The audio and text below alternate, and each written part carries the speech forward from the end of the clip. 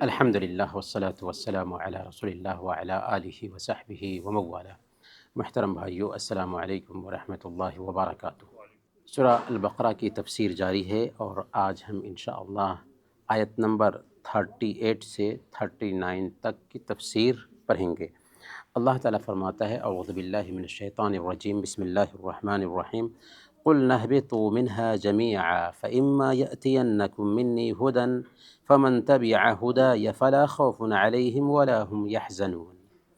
ہم نے کہا تم یہاں سے چلے جاؤ، پھر کبھی تمہارے پاس میری ہدایت پہنچے تو اس کی تابعداری کرنے والوں پر کوئی ڈر اور غم نہیں۔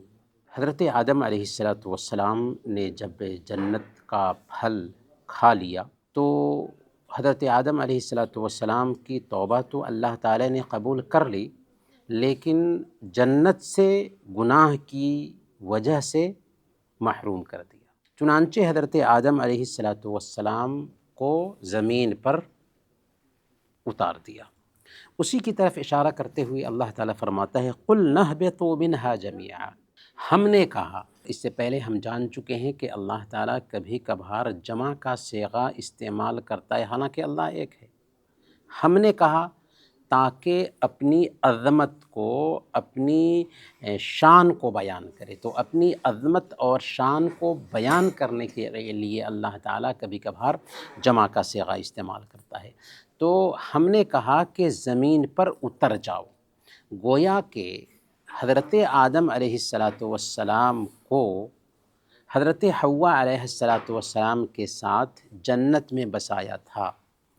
تو اس سے پتہ یہ چلا کہ جنت کہاں ہے؟ عرش پر نہیں، بلکہ ساتوں آسمان سے اوپر جنت ہے، اور جنت کے سب سے اوپر میں اللہ کا عرش ہے۔ اللہ کے عرش سے اوپر کچھ بھی نہیں ہے۔ تو ساتوں آسمان کے اوپر جنت ہے۔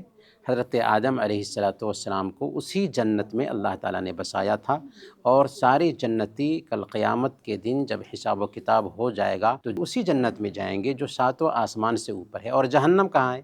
زمین میں، جسے سجین کہا جاتا ہے۔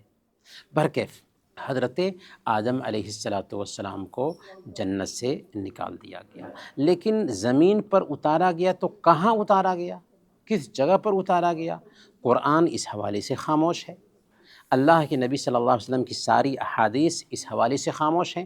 یعنی قرآن اور حدیث میں کہیں بھی اس بات کی صراحت نہیں ملتی ہے کہ حضرت آدم علیہ السلام کو فلاں جگہ پر اتارا گیا تھا۔ اس لیے ہمیں بھی چاہیے کہ اس حوالے سے خاموشی اختیار کریں۔ البتہ بعض سلف کے اقوال ملتے ہیں، جیسے امام سدی اور حسن بصری وغیرہ سے یہ روایت ملتی ہے کہ حضرت آدم علیہ السلام کو ہندوستان میں اتارا گیا تھا، لیکن جیسا کہ ہم نے کہا کہ قرآن اور حدیث میں ایسی کوئی صراحت نہیں ہے کہ حضرت آدم علیہ السلام کہاں اترے تھے، اس لیے اس حوالے سے خواہ مخواہ بات کرنے کی ضرورت بھی نہیں ہے۔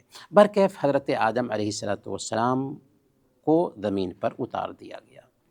اس کے بعد اللہ تعالیٰ نے کیا فرمایا؟ فَإِمَّا يَأْتِيَنَّكُم مِّنِّي هُدًى فَمَن تَبِعَ هُدَايَ فَلَا خَوْفٌ عَلَيْهِمْ وَلَا هُمْ يَحْزَنُونَ۔ جب کبھی تمہارے پاس میری ہدایت پہنچے تو اس کی تابعداری کرنے والوں پر کوئی ڈر نہیں ہوگا اور نہ ہی وہ غم میں ہوں گے۔ گویا کہ اللہ تعالیٰ نے یہ بات بتائی کہ دیکھو آدم، تمہاری اولاد جو بھی اس دھرتی پر ہوگی وہ سب کے سب اللہ رب العالمین کی ہدایت میں جینے والے ہیں۔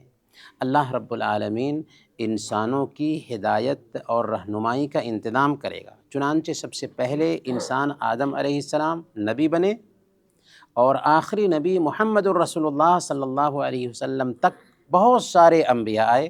سارے انبیاء کو اللہ تعالیٰ نے اس دھرتی پر بھیجا تاکہ انسانوں کی رہبری کا کام کیا جائے، لیکن اللہ تعالیٰ نے آخری نبی محمد صلی اللہ علیہ وسلم پر اس ہدایت کے سلسلے کو ختم کر دیا۔ اب کوئی نبی آنے والا نہیں ہے، اب کوئی کتاب اترنے والی نہیں ہے۔ تو اللہ تعالیٰ نے فرمایا کہ جو کوئی بھی میری ہدایت کی پیروی کرے گا، گویا کہ ہدایت کس کی ہونی چاہیے؟ اللہ کی۔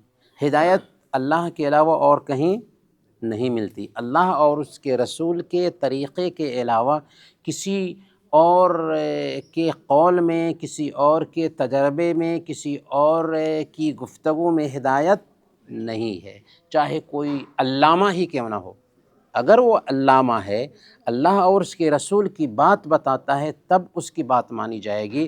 اگر اللہ اور اس کے رسول کی بات کے خلاف اس کی بات ہے تو اس کی بات کو ٹھکرا دیا جائے گا، اس میں ہدایت نہیں ہے۔ یہ اصول ہمارے ذہن میں بیٹھ جانا چاہیے کہ ہدایت صرف اللہ اور اس کے رسول کی بات میں ہے۔ تو فمن تبع ہدایت، جو میری ہدایت کی پیروی کرے گا اس کو کوئی غم نہیں ہوگا اور نہ ہی اس کو ڈر ہوگا۔ دیکھیں، ڈر جو ہوتا ہے آئندہ آنے والی چیز کے حوالے سے، غم جو ہوتا ہے وہ اپنے پیچھے کھونے کا غم ہوتا ہے۔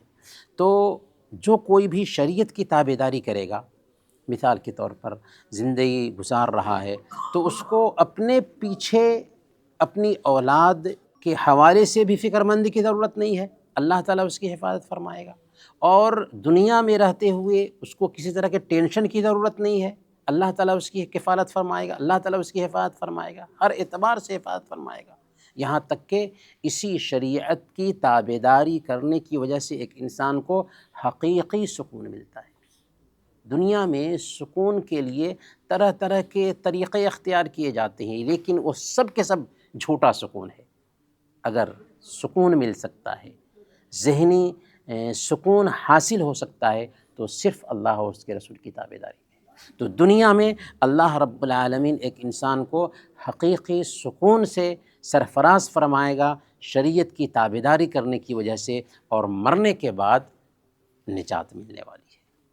تو دنیا میں بھی کوئی خوف نہیں ہوگا اور آخرت کا مرحلہ بھی اس کے لیے آسان ہونے والا ہے شریعت کی تابعداری کرنے کی وجہ سے۔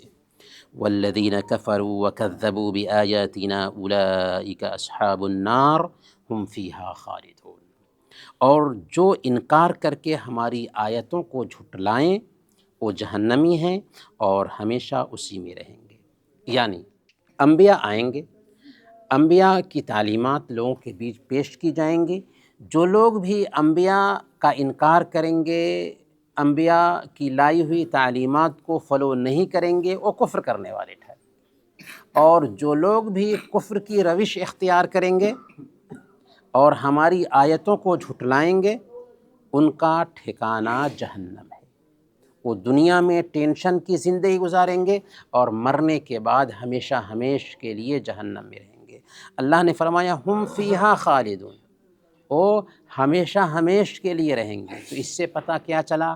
اس سے یہ بات بھی معلوم ہوئی کہ جہنم کا عذاب کبھی فنا نہیں ہونے والا ہے، جہنم کی سزا کبھی ختم نہیں ہونے والی ہے، بلکہ ہمیشہ ہمیش کے لیے جنت بھی رہے گی، ہمیشہ ہمیش کے لیے جہنم کا عذاب بھی رہے گا، جہنم کا عذاب بھی کبھی ختم نہیں ہوگا۔ تو یہ دو آیتیں تھیں جس کی تفسیر آپ کی خدمت میں پیش کی گئی۔ اللہ تعالیٰ سے دعا ہے کہ اللہ تعالیٰ ہم سب کو پیارے نبی صلی اللہ علیہ وسلم کے اسوہ کے مطابق زندگی گزارنے کی توفیق عطا فرمائے۔ آمین۔ وصلی اللہ علی نبینا محمد وعلی آلہ وصحبہ۔